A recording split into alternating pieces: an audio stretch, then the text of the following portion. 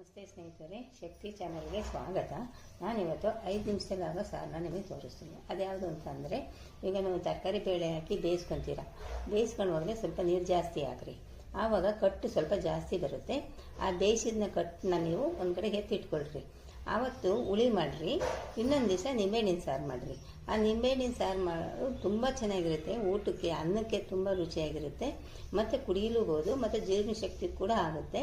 ಅದಕ್ಕೆ ಆ ಥರ ನಿಂಬೆಹಣ್ಣಿನ ಸಾರು ಮಾಡೋಕ್ಕೆ ಏನೇನು ಪದಾರ್ಥ ಬೇಕು, ಹೇಗೆ ಮಾಡೋದು ಅನ್ನೋದನ್ನ ನಾನು ಇವಾಗ ನಿಮಗೆ ತೋರಿಸ್ತೀನಿ. ಈಗ ನಾನು ನಿಂಬೆಹಣ್ಣಿನ ಸಾರು ಮಾಡೋದು ಹೇಗೆ ಅಂತ ನಾನು ತೋರಿಸ್ತೀನಿ. ಅದಕ್ಕೆ ಏನೇನು ಪದಾರ್ಥ ಬೇಕು ಅಂತಲೂ ಕೂಡ ಹೇಳ್ತೀನಿ.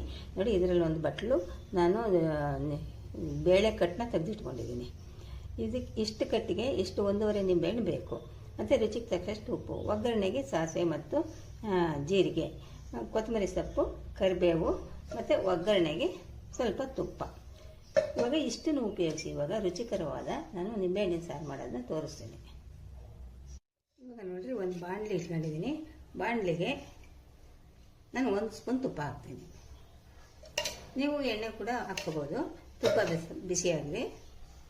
ಇವಾಗ ತುಪ್ಪ ಬಿಸಿಯಾಗಿದೆ. ಈಗ ಸಾಸಿವೆ ಜೀರಿಗೆ ಹಾಕ್ತಿದ್ದೀನಿ.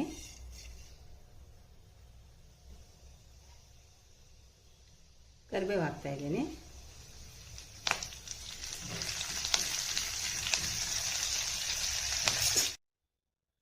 ಸಾರಿ, ನಾನು ಆವಾಗಲೇ ಸೈಡಲ್ಲಿ ತೆಗೆದಿಟ್ಬಿಟ್ಟಿದ್ದೆ ಮೆಣಸಿನ್ಕಾಯಿನ. ನಿಮಗೆ ವಿಡಿಯೋದಲ್ಲಿ ತೋರಿಸೋದು ಮರ್ತೋಗ್ಬಿಡ್ತು.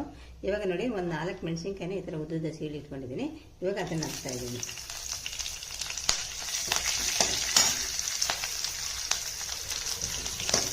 ಮೆಣಸಿನ್ಕಾಯಿ ಸ್ವಲ್ಪ ಬಾಡಿಸ್ಕೊತೀನಿ. ಈ ಥರ ಬಾಡಿಸೋದ್ರಿಂದ ಖಾರ ಹೆಚ್ಚಿರಲ್ಲ.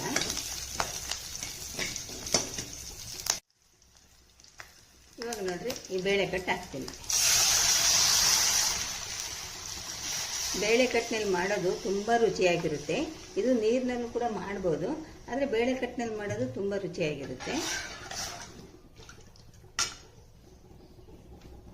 ಇದಕ್ಕೆ ನೋಡಿ, ಉಪ್ಪು ಹಾಕ್ತಾ ಇದ್ದೀನಿ.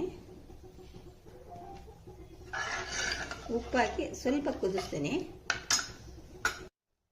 ಇವಾಗ ಇದು ಬೇಳೆ ಕಟ್ಟು ಜಾಸ್ತಿ ಕುದಿಯೋದು ಬೇಡ. ನಾವು ಆಗ್ಲೇ ಬೇಳೆ ಕಟ್ಟು ತೆಗೆಯುವಾಗಲೇ ಬೇಳೆನ ಚೆನ್ನಾಗಿ ಬೇಯಿಸ್ಕೊಂಡು ಕುದಿಸಿರ್ತೀವಿ. ಅದಕ್ಕೆ ಇದು ಜಾಸ್ತಿ ಬೇಯೋದು ಬೇಡ. ಇವಾಗ ಕೊತ್ತಂಬರಿ ಸೊಪ್ಪು ಹಾಕ್ಬಿಟ್ಟು ಇಳಿಸುವಾಗ ನಾನು ನಿಂಬೆಹಣ್ಣು ಹಾಕ್ತೀನಿ. ನಿಂಬೆಹಣ್ಣು ಹಾಕಿದ ಮೇಲೆ ಕುದಿಸಲ್ಲ. ಇವಾಗ ಸ್ವಲ್ಪ ಕೊತ್ತಂಬರಿ ಸೊಪ್ಪು ಹಾಕ್ತೀನಿ. ಕೊತ್ತಂಬರಿ ಸೊಪ್ಪು ಹಾಕ್ಬಿಟ್ಟು ನಿಂಬೆಹಣ್ಣು ಹಾಕ್ಬಿಟ್ಟು ಇಳಿಸಿಬಿಡ್ತೀನಿ. ನಿಂಬೆಹಣ್ಣು ಹಾಕಿದ ಮೇಲೆ ಕುದಿಸಲ್ಲ. ಇವಾಗ ನಾನು ಸ್ಟವ್ ಆಫ್ ಮಾಡಿಬಿಡ್ತೀನಿ. ಸ್ಟವ್ ಆಫ್ ಮಾಡಿ ಇವಾಗ ನಿಂಬೆ ರಸ ಹಾಕ್ತೀನಿ. ಇಷ್ಟೇನೆ ಸ್ನೇಹಿತರೆ. ನೋಡಿ, ಎಷ್ಟು ರುಚಿಯಾಗಿರುತ್ತೆ ಅಂದರೆ ಅಷ್ಟು ಚೆನ್ನಾಗಿರುತ್ತೆ. ನಿಮ್ಮ ಮನೇಲಿ ನೀವು ಒಂದ್ಸರಿ ಮಾಡಿ ನೋಡಬೇಕು. ನೋಡಿ, ನೀವು ಕಾಮೆಂಟಲ್ಲಿ ನಮಗೆ ನಿಮ್ಮ ಅನಿಸಿಕೆ ಅಭಿಪ್ರಾಯಗಳನ್ನು ತಿಳಿಸಿ. ತುಂಬ ಚೆನ್ನಾಗಿರುತ್ತೆ. 5 ನಿಮಿಷದಲ್ಲಿ ಆಗೋಗುತ್ತೆ ಈ ಸಾರು. ಬೇಳೆ ಕಟ್ಟನ್ನು ತೆಗೆದಿಟ್ಕೊಂಡಿದ್ರೆ 5 ನಿಮಿಷ ಕೂಡ ಬೇಡ, ಅಷ್ಟು ಬೇಗ ಆಗೋಗುತ್ತೆ. ನೋಡಿ, ನಿಂಬೆಹಣ್ಣಿನ ಸಾರು ರೆಡಿ ಆಯಿತು.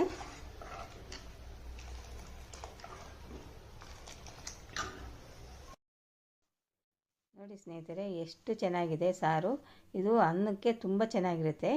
ಈ ಅನ್ನದ ಜೊತೆ ಅರಳು ಸಂಡಿಗೆನ ಎಣ್ಣೆಲಿ ಕರೆದು ಇದ್ರ ಜೊತೆ ನೆಂಚ್ಕೊಳ್ಳಿ, ತುಂಬ ಚೆನ್ನಾಗಿರುತ್ತೆ. ಅರಳು ಸಂಡಿಗೆ ತುಂಬ ರುಚಿ ಇರುತ್ತೆ ಇದ್ರ ಜೊತೆ. ನೋಡಿ ಸ್ನೇಹಿತರೆ, ರೆಡಿ ಆಯಿತು ನಿಂಬೆಹಣ್ಣಿನ ಸಾರು. ಈ ವಿಡಿಯೋ ನಿಮಗೆ ಇಷ್ಟವಾದರೆ ಒಂದು ಲೈಕ್ ಕೊಡಿ, ಶೇರ್ ಮಾಡಿ. ಪ್ಲೀಸ್ ನನ್ನ ಚಾನಲ್ಗೆ ಸಬ್ಸ್ಕ್ರೈಬ್ ಮಾಡಿ.